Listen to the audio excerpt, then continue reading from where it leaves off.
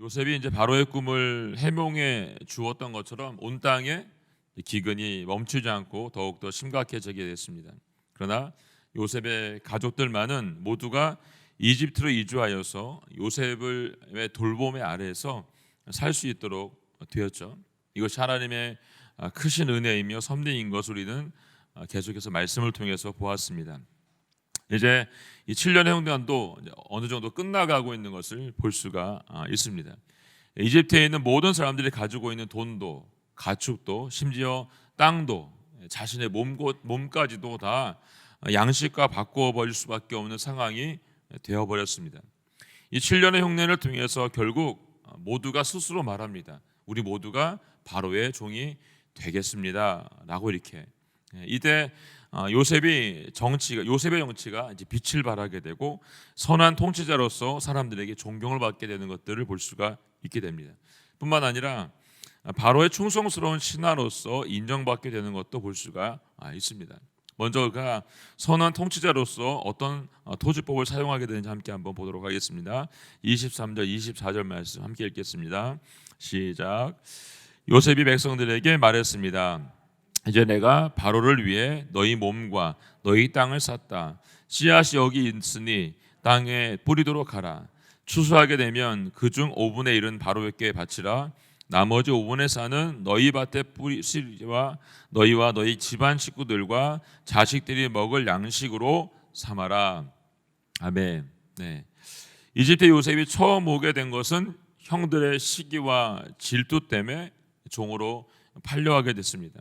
그러나 이제 그는 이집트를 다스릴 수 있는 총리로서 모든 백성들의 위에 서 있게 된 거죠. 그리고 그들의 토지와 그들의 땅을 모두 산 사람이 되었습니다. 요셉에게 무한한 통치권이 있었음에도 불구하고 그는 백성들에게 오늘 보니까 가혹하게 행하지 않고 있는 것을 볼 수가 있습니다. 오히려 그들이 잘 살 수 있도록 삶을 보장해주고 있는 정책을 피고 있는 것을 볼 수가 있습니다. 요셉은 땅을 산 곳에 살고 있는 주인들을 내쫓지 않았어요. 오히려 그 땅에 살고 있는 사람들에게 씨앗을 주어서 땅을 기경할 수 있도록 만들어 주었던 것을 볼 수가 있습니다. 그리고 농사를 잘 지어서 땅의 소출의 5분의 1은 바로에게 주고 나머지 5분의 4는 또 다음에 씨를 뿌릴 수 있도록 저장하라고 너희 가정을 위해서 사용하라라고 말해주고 있는 걸 볼 수 있습니다. BC 18세기 바벨론의 함부라기 법전에 따르면 농부는 이 정부의 3분의 1에서 많게는 2분의 1을 나눠 다시 내도록 되어 있는 기록이 있습니다. 그리고 당시 동양에서도 여러분 수확물의 절반에 해당하는 부분과 3분의 1에 해당하는 부분을 세금으로 부과해야 되는 상례가 전통적으로 있었던 것을 볼 수가 있습니다. 주인이 그렇게 요구할 수 있었다는 거죠. 더 뺏고 착취할 수도 있었다는 거예요. 그렇게 보면 요셉은 지금 이 토지법을 사용해서 그들에게 너그럽게 대하고 있는 것을 볼 수가 있습니다. 5분의 1만 바로에게 주고 5분의 4는 너와 너희 자녀들과 가정을 위해서 다음의 씨앗을 위해서 준비하라고 얘기해주고 있는 것을 볼 수가 있습니다. 온 땅의 백성들이 7년의 흉내용으로 어떻게 보면 정부에게 또 불편한 마음들, 내가 땅을 빼앗기게 되었다라고 하는 생각들을 가질 수 있는 시점이에요. 근데 요셉은 백성들의 마음을 잘 살펴주고 있고 그들이 땅을 빼앗겼다라고 생각하지 않을 만큼 세금을 걷어들이지 않았다는 것을 볼 수가 있습니다. 오히려 그들이 평안하게 살 수 있도록 그 땅을 유지하며 살 수 있도록 배려해주고 있는 것을 볼 수가 있습니다. 이것이 요셉에 보여준 선한 리더십의 진정한 모습인 것을 볼 수가 있습니다. 그는 하나님께 부여받았던 통치권을 어떻게 사용하는 것이 진정한 리더의 모습인지를 우리에게 잘 보여주고 있습니다. 힘이 있다고 해서 함부로 사용하지 않습니다. 힘이 있다고 해서 남을 함부로 대하지도 않았습니다. 힘이 있다고 해서 자기 마음대로 그 힘을 남용하지도 않았습니다. 그는 늘 하나님께서 그를 보고 계시다는 것을 잊지 않은 리더였습니다. 여러분 이걸 잊지 마세요. 내가 리더 자리에 있다고 한다면 하나님이 나를 보고 있다라고 하는 것을 결코 잊지 마세요. 그리고는 자신이 누구인지를 정확히 알고 있었고 절대 교만하지 않았습니다. 그리고 겸손했던 것을 볼 수가 있습니다. 저는 오늘 우리 모두에게도, 그리고 이 땅에 있는 모든 리더십들에게도 요셉이 가지고 있는 리더십을 허락해 달라고 기도하기를 원합니다. 25절과 26절 말씀 함께 읽겠습니다. 시작. 그들이 말했습니다. 주께서 저희 목숨을 구해 주셨습니다. 저희가 주께 은혜를 입어 바로의 종이 되게 해 주십시오. 이렇게 요셉이 오늘날까지도 효력이 있는 이집트의 토지법을 제정했습니다. 그것은 땅에서 나의 모든 것의 5분의 1은 바로에게 속한다는 것입니다. 그러나 제사장들의 땅만은 예외로서 바로에게 속하지 않았습니다. 아멘. 네. 요셉은 이 탁월한 리더십을 가지고 있을 뿐만 아니라 바로에게도 충성스러운 신하로서 인정을 받았다는 것이죠. 그는 바로의 꿈을 해몽하고 자신에게 맡겨져 있던 그 일들을 어떻게 했습니까? 성실하고 충실하게 담당했던 것을 볼 수가 있습니다. 예. 총리로서 부임을 받게 되자 처음부터 했던 것은 땅을 두루 다니면서 어떻게 관리해야 될지를 보았던 것을 볼 수가 있습니다. 그는 기근이 있었던 7년 동안 백성들로 받았던 돈, 가축, 땅의 모든 소유권, 그것을 바로의 명의로 돌렸습니다. 예. 자신의 이익을 위해서 어느 것 하나도 스스로 챙기지 않았다는 것을 볼 수가 있습니다. 이렇게 정직하게 모든 일을 처리하게 되자 이 일에 감동을 받았던 사람들이 스스로 말합니다. 우리가 바로의 종이 되겠습니다 라고 얘기합니다. 우리를 바로의 종으로 사용해 달라고 요청하고 있는 것을 볼 수가 있습니다. 이 고대 사회에는 경제적인 자립 능력이 없는 경우에 스스로 종되는 것을 원했습니다. 그래서 내가 살 수 없기 때문에 당신의 종이 되겠습니다 라고 말을 했다는 것이죠. 근데 레위기 25장 39절에 보면 이렇게 써 있습니다. 너와 함께 거하는 네 형제가 가난해져서 그 빚을 갚을 목적으로 스스로를 내 종으로 팔았다면 너는 그를 종처럼 섬기게 하지 마라라고 말하고 있습니다. 네. 내 형제가 가난해서 그 빚을 갚을 목적으로 스스로 종으로 팔려가겠다라고 말하면 내 형제를 종으로 섬겨서는 안 된다라고 말하고 있는 것입니다. 스스로 종이 되겠다고 결정을 할 수 있다는 거예요, 여러분. 형제들 중에서 빚을 갚을 수 없는 사람들에게는 이와 같이 하지 말라라고 얘기하고 있는 것이죠. 이집트의 지금 상황에 볼 때 요셉의 통치는 그들을 살리기 위한 통치였기 때문에 그들은 스스로 바로의 종이 되는 것이 낫겠다라고 생각을 했다는 것입니다. 여러분, 좋은 리더, 충성스러운 리더와 함께 일하는 것을 굉장한 행복이고 기쁨인 것을 볼 수가 있습니다. 모세와 함께했던 이스라엘 백성들, 여호수아와 함께했던 이스라엘 백성들은 결국 가나안 땅을 정복할 수가 있었습니다.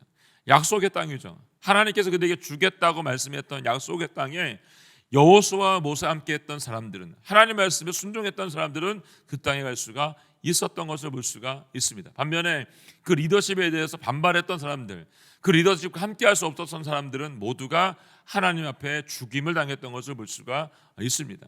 여러분, 우리는 좋은 리더십 안에서, 충성스러운 리더십 안에서 함께 살아갈 수 있는 은혜가 있기를 원합니다. 그리고 우리의 눈을 떠서 그 리더십들을 만날 수 있기를 예수님의 이름으로 축원합니다. 요셉의 이러한 상황을 볼 때 요셉의 이 바른 정치와 통치가 바로의 왕권 어떻게 했습니까? 더욱더 강력하게 세워지고 있는 것을 볼 수가 있습니다. 모든 백성이 요셉 때문에 바로에게 충성할 수 있게 되었던 것을 볼 수가 있습니다. 이 말씀을 보면서 참 안타까운 것은 요즘 우리나라의 정치와 경제와 사회와 여러 분야에서 발생하고 있는 문제들을 보게 되면 대부분 자신들의 이익을 위해서 도를 넘어설 때가 문제가 발생하는 것들을 보게 됩니다. 정치도 마찬가지고 경제도 마찬가지고 사회도 마찬가지고 여러 분야에 있는 분야에서 사람들이 자신의 욕심을 따라가고 있기 때문에, 그 도를 넘어가고 있기 때문에 반드시 문제가 발생하고 있는 것을 볼 수가 있습니다. 자신에게 주어진 힘은 그 힘을 마음껏 사용해도 된다고 주어진 힘이 아니라는 것입니다.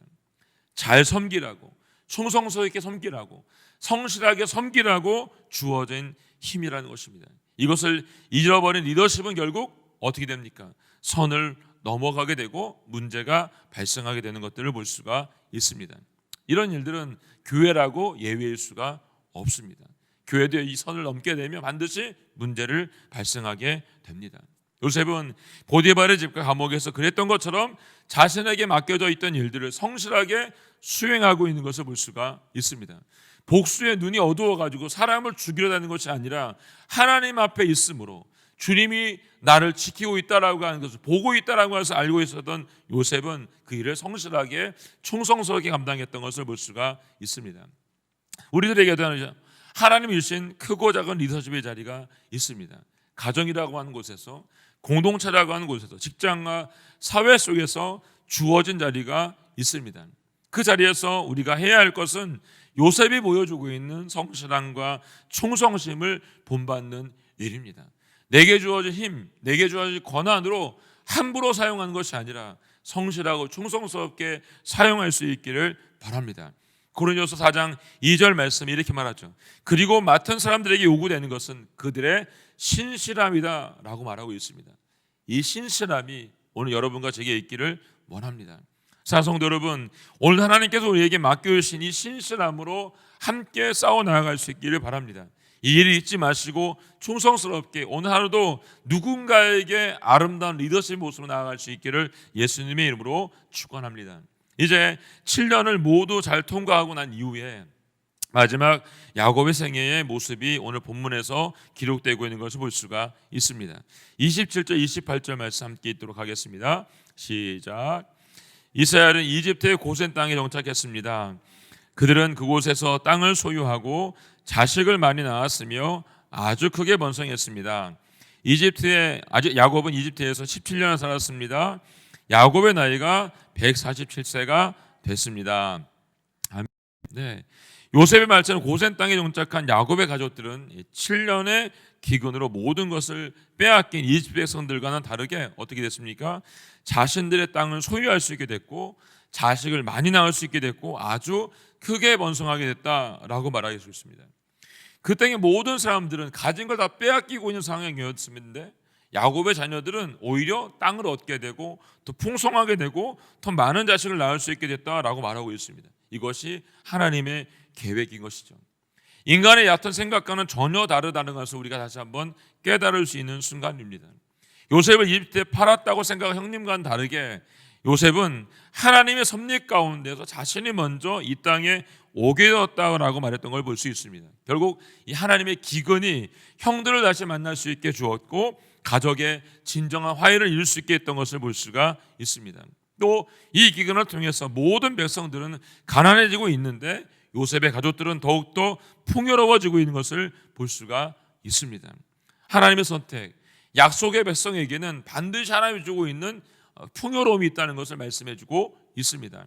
저와 여러분 모두가 이 약속을 붙잡고 하나님의 선택받은 백성으로서 이런 축복을 누릴 수 있기를 예수님의 이름으로 선포합니다. 야곱은 자신의 마지막 17년을 사랑한 요셉을 만나서 아주 행복하게 살고 있습니다. 그 땅의 모든 백성들이 먹을 것으로 인해서 힘들어하고 있는 그 순간에도 하나님의 보호하심 속에서 아무 걱정 없이 살아가고 있습니다. 저는 오늘 우리 모두에게도 이 축복이 임하기를 원하고요. 그렇게 우리가 살 수 있기를 원합니다. 창세기 40장 9절 말씀에 보니까 야곱이 바로 앞에서 이렇게 고백했어요.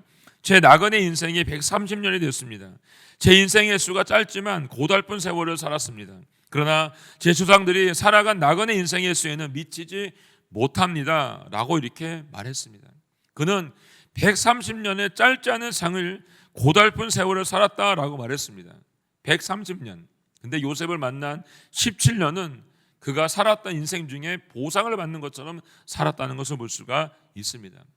저는 오늘 예배하는 모든 성도님들 삶 속에 아무리 험한 세월을 살았을지라도 우리에게 남아있는 삶이 있다고 한다면 그 남은 삶을 오늘 야곱이 받았던 축복으로 인하여서 누릴 수 있기를 선포합니다. 더 이상 가족 때문에 눈물 흘리지 않을 수 있기를 바랍니다. 더 이상 동료 때문에 눈물 흘리지 않기를 원합니다.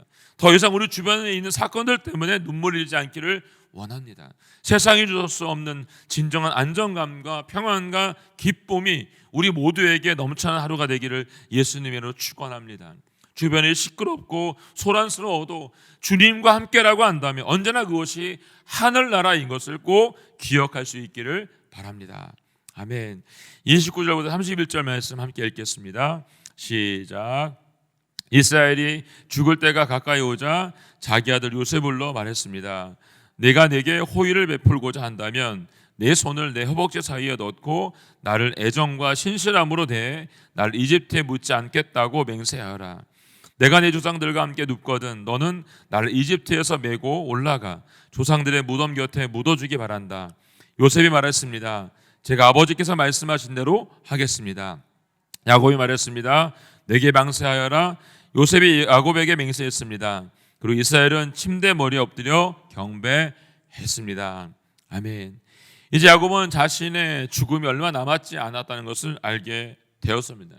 그는 지금 요셉과 함께 이집트에서 가족들과 행복한 시간을 보내고 있지만 그는 다시 내가 어디로 돌아가야 되는지를 알고 있습니다. 약속의 땅이죠.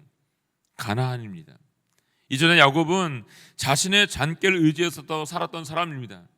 그래서 방황하는 삶을 살았어요.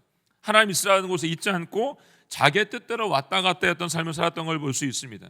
그런 그가 인생의 마지막에 이어서 깨달은 것이 있어요. 그것이 무엇인가? 야곱은 요셉에게 자신의 허벅지 사이에 손을 넣고 맹세하라고 말합니다. 그리고 이렇게 얘기합니다.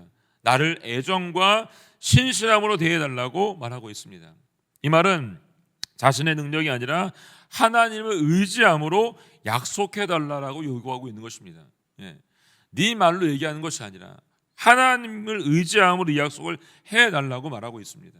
왜냐하면 야곱은 인생의 끝에서 지금까지 살아온 모든 세월이 자신의 능력이 아니라 하나님의 애정과 신실함에 의해서 지금까지 살아왔다라고 하는 것을 깨닫게 되었기 때문입니다. 지금 야곱이 요셉에게 요구한 이 행동은 아브라함이 이삭의 아내를 찾기 위해서 자신의 늙은 종에게 맹세를 요구할 때 사용했던 방법과 동일합니다. 곧 이 맹세는 개인의 유익을 위해서 드린 것이 아니라 하나님 언약과 자손을 위한 것임을 우리가 알고 있습니다. 이제 자신을 이집트가 아닌 가나안에 묻어줄 것에 대한 요청을 요셉에게 얘기하고 요셉이 이것을 받아들이게 되자 야곱은 곧바로 하나님께 엎드려 경배하고 감사를 올려드렸습니다. 이걸 통해서 마지막으로 알 수 있는 것은 147년의 삶을 통해서 야곱은 진정한 감사를 할 수 있게 되었다는 것이죠. 진정한 신앙인으로서 인생의 마지막을 아름답게 빛을 비추고 있는 것을 볼 수가 있습니다. 하나님께서 모든 인생에 주어진 공평한 법, 모두가 한 번 태어나고 모두가 한 번 죽게 된다는 사실입니다. 중요한 것은 우리가 마지막에 무엇을 남길 것인가입니다. 어리석은 사람들은 마지막을 원망과 불평 속에 살아가다가 인생을 마치는 것들을 보게 됩니다. 반면에 하나님을 바라보고 있는 사람들은 진정한 소망과 감사로 마지막을 보내게 되는 것을 볼 수가 있습니다. 야곱은 마지막 순간 하나님에 엎드려 감사하며 경배하였습니다. 인생의 크고 작은 일들이 사람을 통해서 이루어졌을지라도 궁극적으로 그것을 이루어 주시는 분은 바로 하나님인 것을 알고 있기 때문에 그분께 영광을 돌릴 수 있게 된 것입니다. 우리 안고 일어섬을 하신 하나님, 우리를 어미의 태에서부터 알고 있다라고 말씀하신 하나님, 우리의 모든 경영을 이끌어 주겠다고 말씀하신 그 하나님, 그분이 여러분과 저의 하나님의 것을 믿으시고 오늘 하루도 믿음의 선한 싸움을 싸울 수 있기를 주님의 이름으로 축원합니다. 오늘 야곱의 말년의 모습을 통해서 아들인 요셉에게 아름다운 신앙의 유산을 남겨주고 있는 것을 볼 수가 있습니다. 그도 역시 자신이 죽은 후에 요셉도 이 땅이 아닌 약속의 땅에 가서 묻혀지기를 원했던 것을 우리가 보게 됩니다. 우리 인생도 나간의 힘을 깨닫고 오직 하나님의 애정과 신실함을 의지할 수 있기를 바랍니다. 우리에게 주어진 시간의 모든 것들을 최선을 다해서 살아낼 수 있기를 바랍니다.